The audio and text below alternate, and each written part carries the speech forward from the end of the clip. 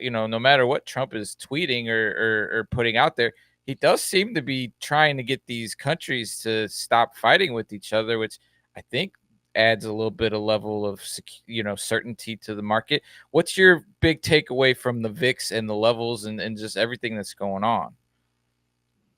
Well, so I did this exactly. So I looked at the VIX leading up to two instances. I went back and looked at VIX data leading up to the .com bust. I mean, we have all this historical scenarios that we can go back and look at. I also looked at the VIX data leading up to the 2008 financial crisis, and sure enough, people were calm, and that's what, when you're looking at the VIX, what you're looking at is as the VIX is low, and it's not incredibly low, right? Incredibly low is when it's hanging out around 12.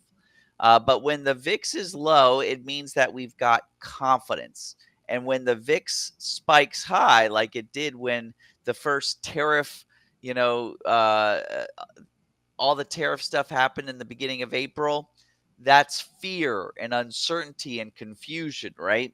And so, with the VIX being at its low, well, first of all, I'm going to urge everyone to look for the next signal on the VIX trades. People came back to me and they said, AJ, the VIX trade didn't pan out this time around. And I said, that's correct. What the VIX hedging trade is if the proverbial poop hits the fan. The proverbial poop has not hit the fan. And so the VIX trade came out this time. We talked about it about 3 weeks ago, breaking even. Great.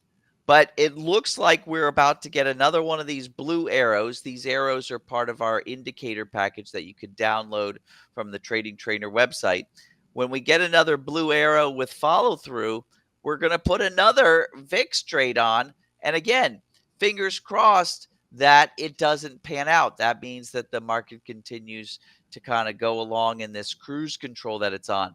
However, if the market all of a sudden, like I said, the proverbial poop hits the fan, that VIX trade will often, especially if you've been weighing your portfolio heavy towards swing trading. I'm actually starting to pull back from the swing trading because it seems like the trend reversal is closer and closer. So I'm pulling out of the swing trading, but a lot of, even some of my premium sellers, I've gone back to. I'm like, how are your premium selling trades? Oh, AJ, I've slanted my portfolio towards swing trading. Well, I'm going to ring the alarm bell on you guys.